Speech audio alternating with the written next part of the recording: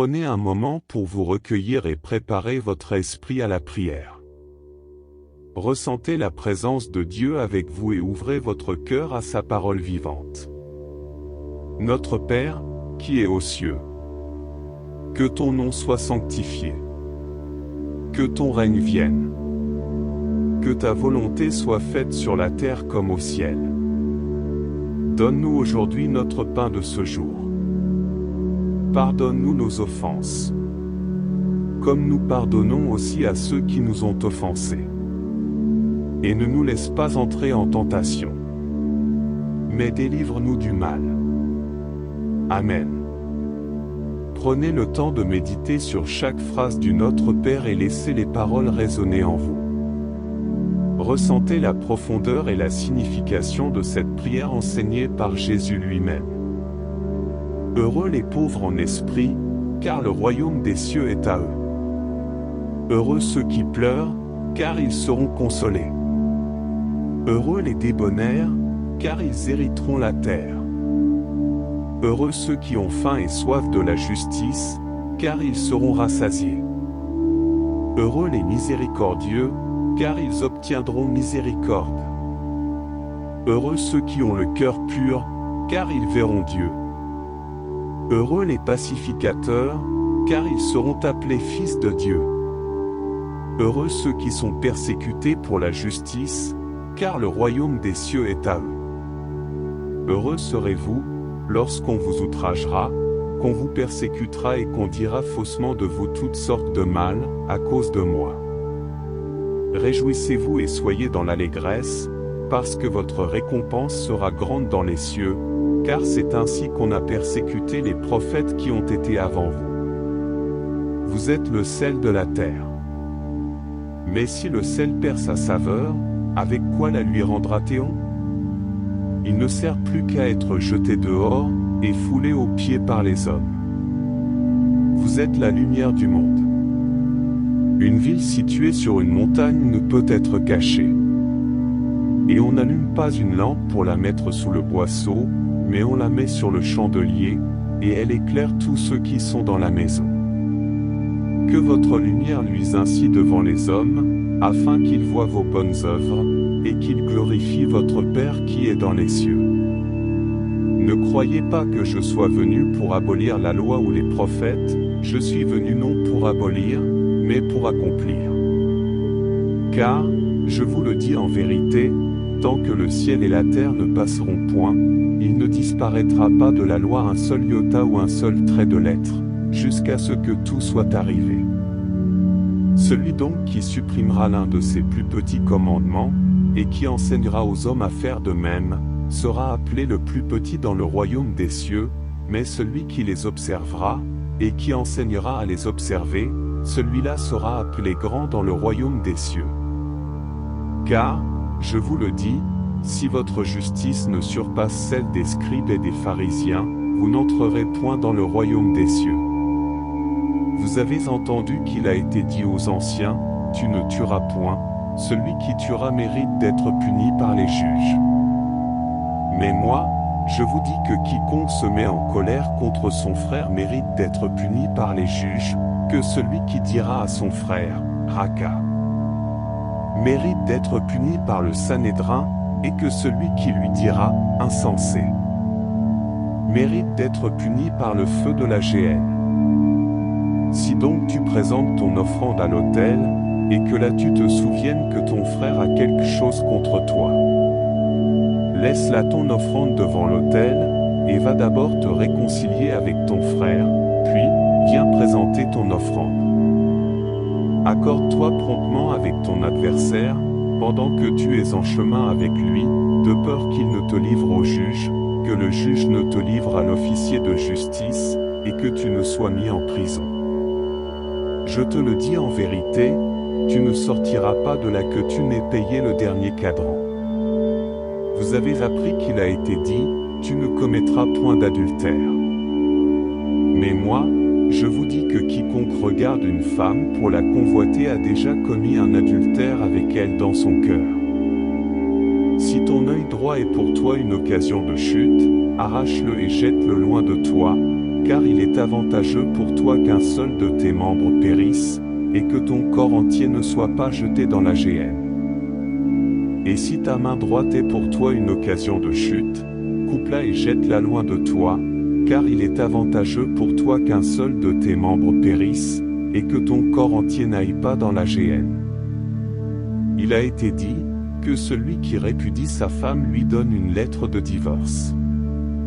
Mais moi, je vous dis que celui qui répudie sa femme, sauf pour infidélité, l'expose à devenir adultère, et que celui qui épouse une femme répudiée commet un adultère.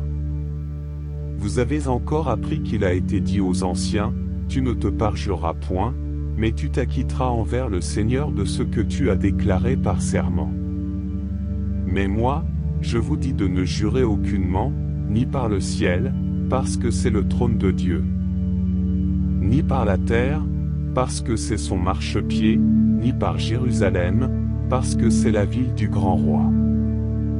Ne jure pas non plus par ta tête, car tu ne peux rendre blanc ou noir un seul cheveu. Que votre parole soit oui, oui, non, non, ce qu'on y ajoute vient du malin. Vous avez appris qu'il a été dit, œil pour œil, et dent pour dent. Mais moi, je vous dis de ne pas résister aux méchants. Si quelqu'un te frappe sur la joue droite, présente-lui aussi l'autre. Si quelqu'un veut plaider contre toi, et prendre ta tunique, laisse-lui encore ton manteau. Si quelqu'un te force à faire 1000, fais en 2 avec lui. Donne à celui qui te demande, et ne te détourne pas de celui qui veut emprunter de toi. Vous avez appris qu'il a été dit, tu aimeras ton prochain, et tu haïras ton ennemi. Mais moi, je vous dis, aimez vos ennemis, bénissez ceux qui vous maudissent, faites du bien à ceux qui vous haïssent, et priez pour ceux qui vous maltraitent et vous persécutent. Afin que vous soyez fils de votre Père qui est dans les cieux, car il fait lever son soleil sur les méchants et sur les bons, et il fait pleuvoir sur les justes et sur les injustes. Si vous aimez ceux qui vous aiment, quelle récompense méritez-vous? Les publicains aussi n'agissent-ils pas de même? Et si vous saluez seulement vos frères, que faites-vous d'extraordinaire? Les païens aussi n'agissent-ils pas de même? Soyez donc parfaits, comme votre Père céleste est parfait. Gardez-vous de pratiquer votre justice devant les hommes, pour en être vus, autrement, vous n'aurez point de récompense auprès de votre Père qui est dans les cieux. Lors donc que tu fais l'aumône, ne sonne pas de la trompette devant toi, comme font les hypocrites dans les synagogues et dans les rues, afin d'être glorifiés par les hommes. Je vous le dis en vérité, ils reçoivent leur récompense. Mais quand tu fais l'aumône, que ta main gauche ne sache pas ce que fait ta droite. Afin que ton aumône se fasse en secret, et ton Père, qui voit dans le secret, te le rendra. Et quand vous priez, ne soyez pas comme les hypocrites, qui aiment à prier debout dans les synagogues et au coin des rues, pour être vus des hommes. Je vous le dis en vérité, ils reçoivent leur récompense. Mais quand tu pries, entre dans ta chambre, ferme ta porte, et prie ton Père qui est là dans le lieu secret, et ton Père, qui voit dans le secret, te le rendra. En priant, ne multipliez pas de vaines paroles, comme les païens, qui s'imaginent qu'à force de paroles ils seront exaucés. Ne leur ressemblez pas, car votre Père sait de quoi vous avez besoin, avant que vous le lui demandiez. Voici donc comment vous devez prier, notre Père qui es aux cieux. Que ton nom soit sanctifié. Que ton règne vienne, que ta volonté soit faite sur la terre comme au ciel. Donne-nous aujourd'hui notre pain quotidien. Pardonne-nous nos offenses, comme nous aussi nous pardonnons à ceux qui nous ont offensés. Ne nous induis pas en tentation, mais délivre-nous du malin. Car c'est à toi qu'appartiennent, dans tous les siècles, le règne, la puissance et la gloire. Amen. Si vous pardonnez aux hommes leurs offenses, votre Père céleste vous pardonnera aussi. Mais si vous ne pardonnez pas aux hommes, votre Père ne vous pardonnera pas non plus vos offenses. Et, lorsque vous jeûnez, ne prenez pas un air triste, comme les hypocrites, qui se rendent le visage tout défait, pour montrer aux hommes qu'ils jeûnent. Je vous le dis en vérité, ils reçoivent leur récompense. Mais quand tu jeûnes, parfume ta tête et lave ton visage. Afin de ne pas montrer aux hommes que tu jeûnes, mais à ton Père qui est là dans le lieu secret, et ton Père, qui voit dans le secret, te le rendra. Ne vous amassez pas des trésors sur la terre, où la teigne et la rouille détruisent, et où les voleurs percent et dérobent. Mais amassez-vous des trésors dans le ciel, où la teigne et la rouille ne détruisent point, et où les voleurs ne percent ni ne dérobent. Car là où est ton trésor, là aussi sera ton cœur. L'œil est la lampe du corps. Si ton œil est en bon état, tout ton corps sera éclairé. Mais si ton œil est en mauvais état, tout ton corps sera dans les ténèbres. Si donc la lumière qui est en toi est ténèbres, combien seront grandes ces ténèbres? Nul ne peut servir deux maîtres. Car, ou il haïra l'un, et aimera l'autre, ou il s'attachera à l'un, et méprisera l'autre. Vous ne pouvez servir Dieu et Mammon. C'est pourquoi je vous dis, ne vous inquiétez pas pour votre vie de ce que vous mangerez, ni pour votre corps, de quoi vous serez vêtus. La vie n'est-elle pas plus que la nourriture, et le corps plus que le vêtement? Regardez les oiseaux du ciel, ils ne sèment ni ne moissonnent, et ils n'amassent rien dans des greniers, et votre Père céleste les nourrit. Ne valez-vous pas beaucoup plus qu'eux? Qui de vous, par ses inquiétudes, peut ajouter une coudée à la durée de sa vie? Et pourquoi vous inquiétez au sujet du vêtement? Considérez comment croissent les lys des champs, ils ne travaillent ni ne filent. Cependant je vous dis que Salomon même, dans toute sa gloire, n'a pas été vêtu comme l'un d'eux. Si Dieu revêt ainsi l'herbe des champs, qui existe aujourd'hui et qui demain sera jetée au four, ne vous vêtira-t-il pas à plus forte raison, gens de peu de foi? Ne vous inquiétez donc point, et ne dites pas, que mangerons-nous? Que boirons-nous? De quoi serons-nous vêtus? Car toutes ces choses, ce sont les païens qui les recherchent. Votre Père céleste sait que vous en avez besoin. Cherchez premièrement le royaume et la justice de Dieu, et toutes ces choses vous seront données par-dessus. Ne vous inquiétez donc pas du lendemain, car le lendemain aura soin de lui-même. À chaque jour suffit sa peine. Ne jugez point, afin que vous ne soyez point jugés. Car on vous jugera du jugement dont vous jugez, et l'on vous mesurera avec la mesure dont vous mesurez. Pourquoi vois-tu la paille qui est dans l'œil de ton frère, et n'aperçois-tu pas la poutre qui est dans ton œil? Ou comment peux-tu dire à ton frère, laisse-moi ôter une paille de ton œil, toi qui as une poutre dans le tien? Hypocrite, ôte premièrement la poutre de ton œil, et alors tu verras comment ôter la paille de l'œil de ton frère. Ne donnez pas les choses saintes aux chiens, et ne jetez pas vos perles devant les pourceaux, de peur qu'ils ne les foulent aux pieds, ne se retournent et ne vous déchirent.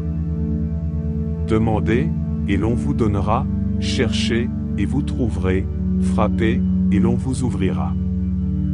Car quiconque demande reçoit, celui qui cherche trouve, et l'on ouvre à celui qui frappe. Lequel de vous donnera une pierre à son fils, s'il lui demande du pain? Ou, s'il demande un poisson, lui donnera-t-il un serpent? Si donc, méchants comme vous l'êtes, vous savez donner de bonnes choses à vos enfants, à combien plus forte raison votre Père qui est dans les cieux donnera-t-il de bonnes choses à ceux qui les lui demandent? Tout ce que vous voulez que les hommes fassent pour vous, faites-le de même pour eux, car c'est la loi et les prophètes. Entrez par la porte étroite. Car large est la porte, spacieux est le chemin qui mène à la perdition, et il y en a beaucoup qui entrent par là. Mais étroite est la porte, resserrez le chemin qui mène à la vie, et il y en a peu qui les trouvent. Gardez-vous des faux prophètes. Ils viennent à vous en vêtements de brebis, mais au-dedans ce sont des loups ravisseurs. Vous les reconnaîtrez à leurs fruits. Cueille-t-on des raisins sur des épines, ou des figues sur des chardons? Tout bon arbre porte de bons fruits, mais le mauvais arbre porte de mauvais fruits. Un bon arbre ne peut porter de mauvais fruits, ni un mauvais arbre porter de bons fruits. Tout arbre qui ne porte pas de bons fruits est coupé et jeté au feu. C'est donc à leurs fruits que vous les reconnaîtrez. Ce n'est pas en me disant « Seigneur, Seigneur » qu'on entrera dans le royaume des cieux, mais celui-là seul qui fait la volonté de mon Père qui est dans les cieux. Plusieurs me diront en ce jour-là, « Seigneur, Seigneur, n'est-ce pas en ton nom que nous avons prophétisé, en ton nom que nous avons chassé les démons, en ton nom que nous avons fait beaucoup de miracles ?» Alors je leur dirai ouvertement, « Je ne vous ai jamais connus, retirez-vous de moi, vous qui commettez l'iniquité. » C'est pourquoi, quiconque entend ces paroles que je dis et les met en pratique, sera semblable à un homme prudent qui a bâti sa maison sur le roc. La pluie est tombée, les torrents sont venus, les vents ont soufflé et se sont jetés contre cette maison, elle n'est point tombée, parce qu'elle était fondée sur le roc. Mais quiconque entend ces paroles que je dis, et ne les met pas en pratique, sera semblable à un homme insensé qui a bâti sa maison sur le sable. La pluie est tombée, les torrents sont venus, les vents ont soufflé et ont battu cette maison, elle est tombée, et sa ruine a été grande. Lorsque Jésus eut achevé ses discours, la foule fut frappée de sa doctrine. Car il enseignait comme ayant autorité, et non pas comme leurs scribes. Dans ce dernier chapitre, Jésus avertit contre le jugement téméraire envers les autres. Il encourage à prier avec persévérance. Il met en garde contre la voie large qui mène à la perdition et invite à emprunter la porte étroite. C'est un appel pressant à la vigilance, la persévérance dans la prière, et à fonder sa vie sur un roc solide en vivant concrètement les paroles du Christ. Un semeur sortit pour semer. Comme il semait, une partie de la semence tomba le long du chemin, les oiseaux vinrent et la mangèrent. Une autre partie tomba dans les endroits pierreux, où elle n'avait pas beaucoup de terre, elle leva aussitôt, parce qu'elle ne trouva pas un sol profond, mais, quand le soleil parut, elle fut brûlée et sécha, faute de racines. Une autre partie tomba parmi les épines montèrent et l'étouffèrent. Une autre partie tomba dans la bonne terre, et donna du fruit, un grain 100, un autre 60, un autre 30. Cette parabole enseigne que la parole de Dieu peut être reçue de différentes manières par les gens. Certains reçoivent la parole sans la comprendre ou la rejettent, tandis que d'autres sont superficiels et abandonnent rapidement. Cependant, ceux qui reçoivent la parole avec un cœur ouvert et fertile produiront un fruit abondant dans leur vie spirituelle. Jésus reprit, un homme descendait de Jérusalem à Jéricho. Il tomba au milieu des brigands, qui le dépouillèrent, le chargèrent de coups, et s'en allèrent, le laissant à demi-mort. Un sacrificateur, qui par hasard descendait par le même chemin, ayant vu cet homme, passa outre. Un lévite, qui arriva aussi dans ce lieu, l'ayant vu, passa outre. Mais un samaritain, qui voyageait, étant venu là, fut ému de compassion lorsqu'il le vit. Il s'approcha, et banda ses plaies, en y versant de l'huile et du vin, puis il le mit sur sa propre monture, le conduisit à une hôtellerie, et prit soin de lui. Le lendemain, il tira 2 deniers, les donna à l'hôte, et dit, « Aie soin de lui, et ce que tu dépenseras de plus, je te le rendrai à mon retour. » Cette parabole souligne l'importance de l'amour du prochain et de la compassion. Elle met en contraste l'indifférence des religieux, le prêtre et le lévite, envers un homme blessé et la générosité et la compassion d'un Samaritain, considéré comme un ennemi par les Juifs. La parabole nous encourage à prendre soin des autres, peu importe leur origine, et à faire preuve de miséricorde et de compassion envers ceux qui sont dans le besoin. Un homme avait 2 fils. Le plus jeune dit à son père, « Mon père, donne-moi la part de bien qui doit me revenir. » Et le père leur partagea son bien. Peu de jours après, le plus jeune fils, ayant tout ramassé, partit pour un pays éloigné, où il dissipa son bien en vivant dans la débauche. Lorsqu'il eut tout dépensé, une grande famine survint dans ce pays, et il commença à se trouver dans le besoin. Il alla se mettre au service d'un des habitants du pays, qu'il envoya dans ses champs garder les pourceaux. Il aurait bien voulu se rassasier des carouches que mangeaient les pourceaux, mais personne ne lui en donnait. Étant rentré en lui-même, il se dit, « Combien de mercenaires chez mon père ont du pain en abondance, et moi, ici, je meurs de faim. Je me lèverai, j'irai vers mon père, et je lui dirai, « Mon père, j'ai péché contre le ciel et contre toi, je ne suis plus digne d'être appelé ton fils, traite-moi comme l'un de tes mercenaires. » Cette parabole met en scène un fils prodigue qui demande à son père de lui donner sa part d'héritage, quitte la maison, et dilapide tout son argent dans une vie de débauche. Lorsqu'il se retrouve dans le besoin, il réalise son erreur et décide de revenir humblement vers son père. La parabole exprime l'amour inconditionnel de Dieu et sa volonté de pardonner et de restaurer ceux qui se repentent et reviennent vers lui. Il dit encore cette parabole, en vue de certaines personnes se persuadant qu'elles étaient justes et ne faisant aucun cas des autres. 2 hommes montèrent au temple pour prier, l'un était pharisien, et l'autre publicain. Le pharisien, debout, priait ainsi en lui-même, « Ô Dieu, je te rends grâce de ce que je ne suis pas comme le reste des hommes, qui sont ravisseurs, injustes, adultères, ou même comme ce publicain, je jeûne 2 fois la semaine, je donne la dîme de tous mes revenus. » Le publicain, se tenant à distance, n'osait même pas lever les yeux au ciel, mais il se frappait la poitrine, en disant, « Ô Dieu, sois apaisé envers moi, qui suis un pécheur. » Je vous le dis, celui-ci descendit dans sa maison justifié, plutôt que l'autre. Car quiconque s'élève sera abaissé, et celui qui s'abaisse sera élevé. Cette parabole oppose l'attitude arrogante d'un pharisien qui se glorifie de sa piété et méprise les autres, à l'humilité d'un publicain qui reconnaît sa condition de pécheur et implore la miséricorde de Dieu. Jésus souligne que l'humilité et la reconnaissance de notre besoin de grâce sont essentielles pour être justifiés devant Dieu, plutôt que l'orgueil et la confiance en nos propres œuvres. Jésus leur proposa une autre parabole, et il dit, « Le royaume des cieux est semblable à un homme qui a semé une bonne semence dans son champ. Mais, pendant que les gens dormaient, son ennemi vint, sema de l'ivraie parmi le blé, et s'en alla.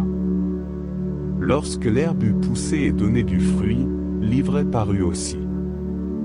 Les serviteurs du maître de la maison vinrent lui dire, « Seigneur, n'as-tu pas semé une bonne semence dans ton champ? D'où vient donc qu'il y a de l'ivraie? » Il leur répondit, « C'est un ennemi qui a fait cela. » Et les serviteurs lui dirent, « Veux-tu donc que nous allions l'arracher? » « Non, dit-il, de peur qu'en arrachant l'ivraie, vous ne déraciniez en même temps le blé. Laissez croître ensemble l'un et l'autre jusqu'à la moisson, et, à l'époque de la moisson, je dirai au moissonneur, arrachez d'abord l'ivraie, et liez-la en gerbe pour la brûler, mais amassez le blé dans mon grenier. » Cette parabole met en évidence la coexistence du bien et du mal dans le monde jusqu'à la fin des temps. Le bon grain représente les croyants, tandis que l'ivraie représente les méchants ou les faux croyants.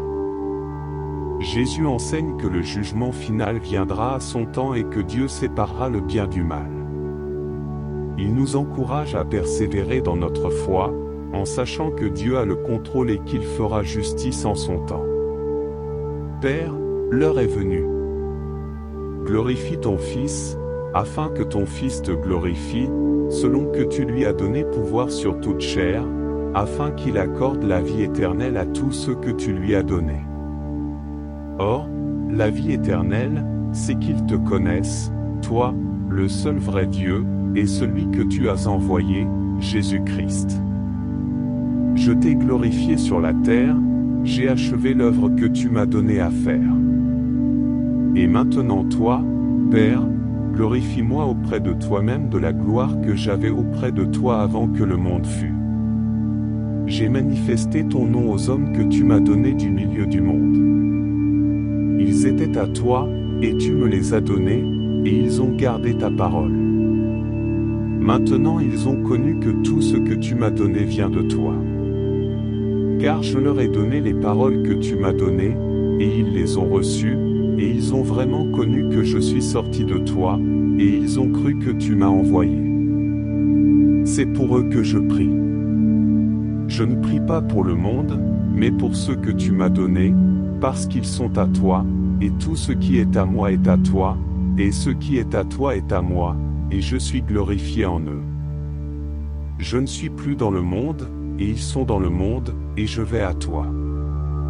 Père Saint, garde en ton nom ceux que tu m'as donnés, afin qu'ils soient un comme nous sommes.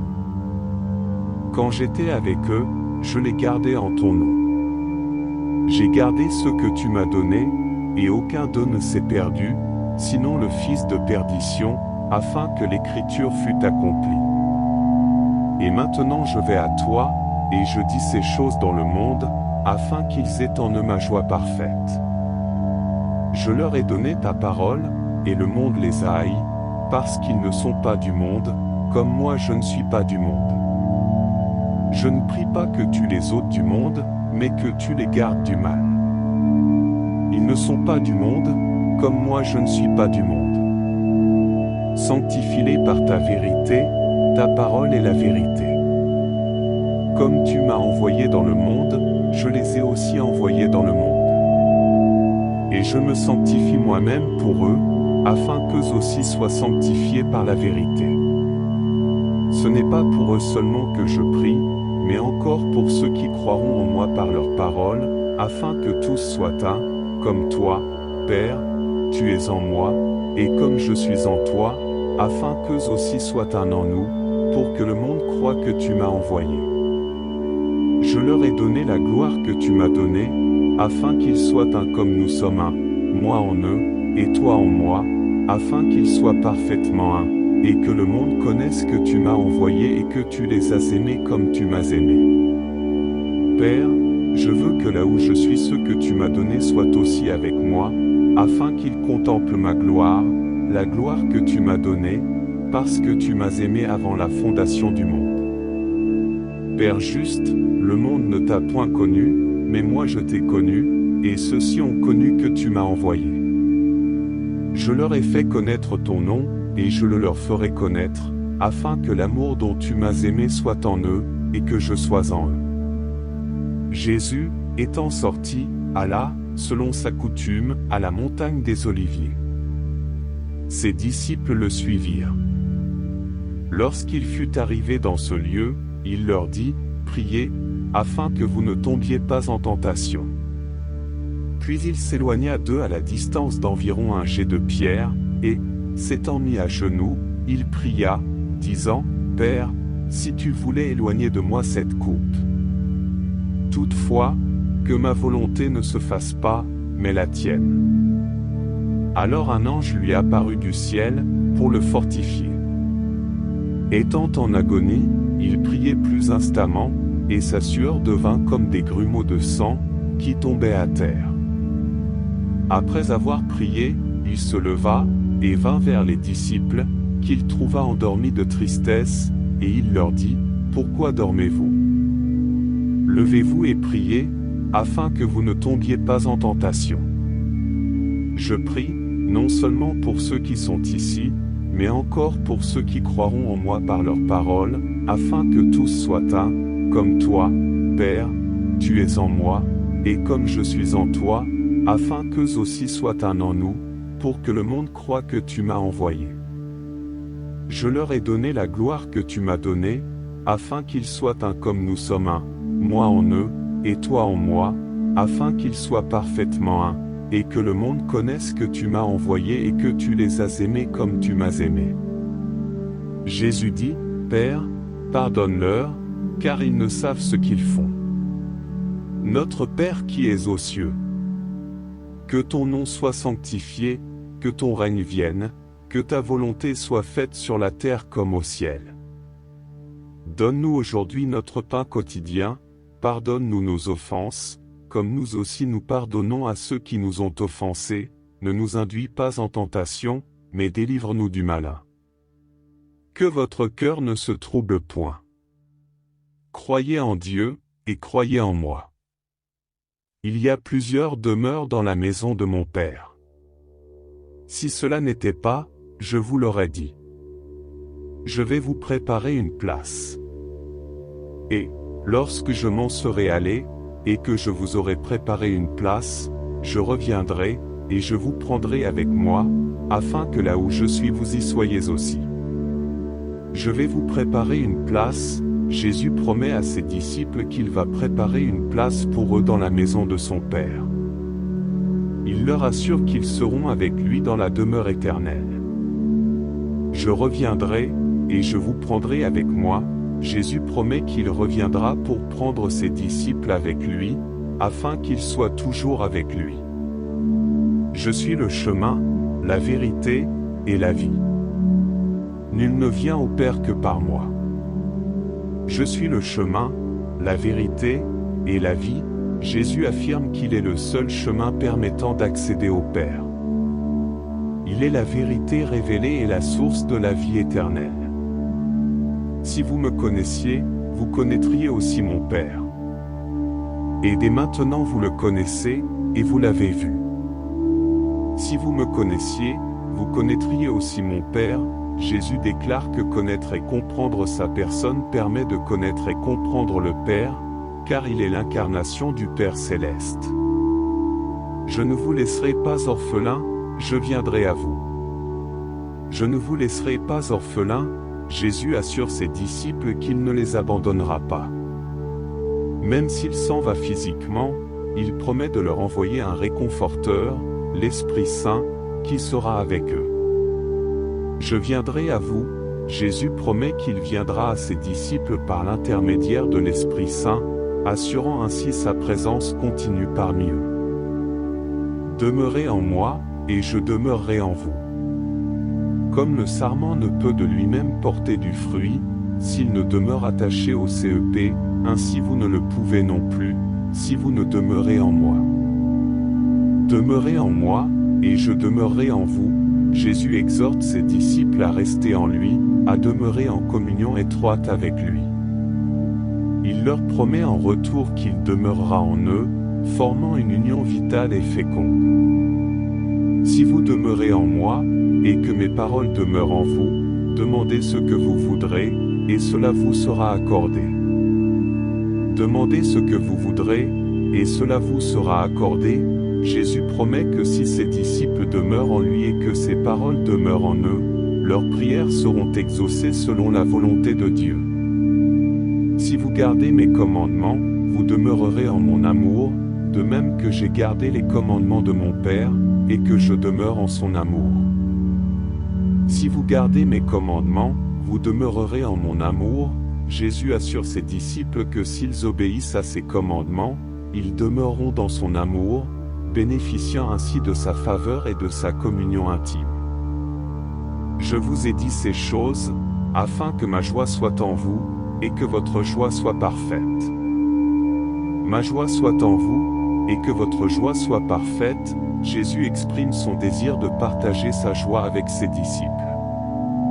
Il promet qu'en demeurant en lui et en obéissant à ses enseignements, ils expérimenteront une joie profonde et complète. Je vais vous envoyer ce que le Père a promis, mais vous, restez dans la ville jusqu'à ce que vous soyez revêtus de la puissance d'en haut. Je vais vous envoyer ce que le Père a promis, Jésus annonce l'envoi du Saint-Esprit, qui est la promesse du Père. Il promet que l'Esprit apportera une puissance et une présence spéciale aux disciples. Il vous convient que je m'en aille, car si je ne m'en vais pas, le Consolateur ne viendra pas vers vous, mais, si je m'en vais, je vous l'enverrai. Si je ne m'en vais pas, le Consolateur ne viendra pas vers vous. Jésus explique que son départ physique est nécessaire pour que l'Esprit Saint puisse venir habiter en eux. Il promet d'envoyer le Consolateur, qui sera leur compagnon et leur guide. Quand le Consolateur sera venu, l'Esprit de vérité, il vous conduira dans toute la vérité. L'Esprit de vérité, il vous conduira dans toute la vérité. Jésus promet que l'Esprit Saint guidera les disciples dans la connaissance de la vérité divine. Il les aidera à comprendre les enseignements de Jésus et à vivre conformément à eux. Il me glorifiera, parce qu'il prendra de ce qui est à moi, et vous l'annoncera. Il me glorifiera. Jésus affirme que le Saint-Esprit glorifiera Jésus en révélant aux disciples tout ce qui appartient à Jésus. L'Esprit les guidera dans la compréhension et l'annonce des enseignements et de l'œuvre de Jésus. En vérité, je vous le dis, vous pleurerez et vous vous lamenterez, et le monde se réjouira, vous serez dans la tristesse, mais votre tristesse se changera en joie. Votre tristesse se changera en joie. Jésus annonce que bien que les disciples passent par des épreuves et des moments de tristesse, leur douleur sera transformée en joie grâce à sa résurrection et à la venue de l'Esprit Saint. Jésus leur parla de nouveau, et dit, « Je suis la lumière du monde, celui qui me suit ne marchera pas dans les ténèbres, mais il aura la lumière de la vie. » Jean 8, verset 12. Jésus leur dit, « En vérité, je vous le dis, avant qu'Abraham fût, je suis. » Jean 8, verset 58. Jésus leur dit de nouveau, « En vérité, je vous le dis, je suis la porte des brebis. » Jean 10, verset 7. Je suis le bon berger. Le bon berger donne sa vie pour ses brebis. Jean 10, verset 11. Je suis le bon berger. Je connais mes brebis, et elles me connaissent. Jean 10, verset 14. Je suis le Père et moi nous sommes un. Jean 10, verset 30. Quand je parlerai les langues des hommes et des anges, si je n'ai pas l'amour, je suis un airain qui résonne, ou une cymbale qui retentit. Et quand j'aurai le don de prophétie, la science de tous les mystères et toute la connaissance, quand j'aurai même toute la foi jusqu'à transporter des montagnes, si je n'ai pas l'amour, je ne suis rien. Et quand je distribuerai tous mes biens pour la nourriture des pauvres, quand je livrerai même mon corps pour être brûlé, si je n'ai pas l'amour, cela ne me sert de rien. L'amour est patient, il est plein de bonté, l'amour n'est pas envieux, l'amour ne se vante pas, il ne s'enfle pas d'orgueil, il ne fait rien de malhonnête, il ne cherche pas son intérêt, il ne s'irrite pas, il ne soupçonne pas le mal, il ne se réjouit pas de l'injustice, mais il se réjouit de la vérité, il excuse tout, il croit tout, il espère tout, il supporte tout. L'amour ne périt jamais. Car, comme le corps est un et a plusieurs membres, et comme tous les membres du corps, malgré leur nombre, ne forment qu'un seul corps, ainsi en est-il de Christ. Nous avons tous, en effet, été baptisés dans un seul esprit, pour former un seul corps, soit juif, soit grec, soit esclave, soit libre, et nous avons tous été abreuvés d'un seul esprit. Ainsi le corps n'est pas un seul membre, mais il est formé de plusieurs membres. Si le pied disait, « Parce que je ne suis pas une main, je ne suis pas du corps », ne serait-il pas du corps pour cela? Et si l'oreille disait, « Parce que je ne suis pas un œil, je ne suis pas du corps », ne serait-elle pas du corps pour cela? Si tout le corps était œil, où serait l'ouïe? S'il était tout ouïe, où serait l'odorat? Maintenant Dieu a placé chacun des membres dans le corps comme il a voulu. Si tous étaient un seul membre, où serait le corps? Maintenant donc il y a plusieurs membres, et un seul corps. L'œil ne peut pas dire à la main, « Je n'ai pas besoin de toi », ni la tête dire aux pieds, « Je n'ai pas besoin de vous ». Bien plus, ceux des membres du corps qui paraissent être les plus faibles sont nécessaires, et ceux que nous estimons le moins honorables, nous les entourons d'un plus grand honneur. Ainsi nos membres les moins honnêtes reçoivent le plus d'honneur, tandis que ceux qui sont honnêtes n'en ont pas besoin. Dieu a disposé le corps de manière à donner plus d'honneur à ceux qui en manquaient, afin qu'il n'y ait pas de division dans le corps, mais que les membres aient également soin les uns des autres. Si un membre souffre, tous les membres souffrent avec lui, si un membre est honoré, tous les membres se réjouissent avec lui. Vous êtes le corps de Christ, et vous êtes ses membres, chacun pour sa part. Car c'est par la grâce que vous êtes sauvés, par le moyen de la foi. Et cela ne vient pas de vous, c'est le don de Dieu. Ce n'est pas par les œuvres, afin que personne ne se glorifie. Enfin, fortifiez-vous dans le Seigneur et par sa force toute-puissante. Revêtez-vous de toutes les armes de Dieu, afin de pouvoir tenir ferme contre les ruses du diable. Car nous n'avons pas à lutter contre la chair et le sang, mais contre les dominations, contre les autorités, contre les princes de ce monde de ténèbres, contre les esprits méchants dans les lieux célestes.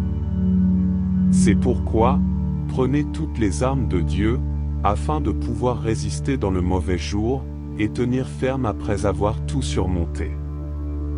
Tenez donc ferme, ayez à vos reins la vérité pour ceinture, revêtez la cuirasse de la justice, mettez pour chaussure à vos pieds le zèle que donne l'évangile de paix, prenez par-dessus tout cela le bouclier de la foi, avec lequel vous pourrez éteindre tous les traits enflammés du malin, prenez aussi le casque du salut, et l'épée de l'Esprit, qui est la parole de Dieu. Faites en tout temps par l'Esprit toutes sortes de prières et de supplications. Veillez à cela avec une entière persévérance, et priez pour tous les saints. Je veux connaître Christ, et la puissance de sa résurrection, et la communion de ses souffrances, en devenant conforme à lui dans sa mort, afin de parvenir, si je puis, à la résurrection d'entre les morts. Soyez pleins de zèle, et non paresseux. Soyez fervents d'esprit. Servez le Seigneur. Réjouissez-vous en espérance. Soyez patients dans l'affliction. Persévérez dans la prière. Pourvoyez aux besoins des saints. Exercez l'hospitalité. Bénissez ceux qui vous persécutent, bénissez et ne maudissez pas, réjouissez-vous avec ceux qui se réjouissent, pleurez avec ceux qui pleurent. Ayez les mêmes sentiments les uns envers les autres. N'aspirez pas à ce qui est élevé, mais laissez-vous attirer par ce qui est humble. Ne soyez point sages à vos propres yeux. C'est pour la liberté que Christ nous a affranchis. Demeurez donc fermes, et ne vous laissez pas mettre de nouveau sous le joug de la servitude. Car, comme le corps est un et a plusieurs membres, et comme tous les membres du corps, malgré leur nombre, ne forment qu'un seul corps, ainsi en est-il de Christ. Ces extraits des épîtres pauliniennes mettent en évidence des concepts clés tels que la liberté en Christ et l'importance de l'unité dans la diversité au sein du corps de Christ. Trouvez un endroit calme et confortable où vous pourrez vous détendre sans être dérangé. Prenez une position confortable, que ce soit assis sur une chaise ou sur un coussin de méditation. Fermez doucement les yeux et prenez quelques instants pour vous installer dans cette posture.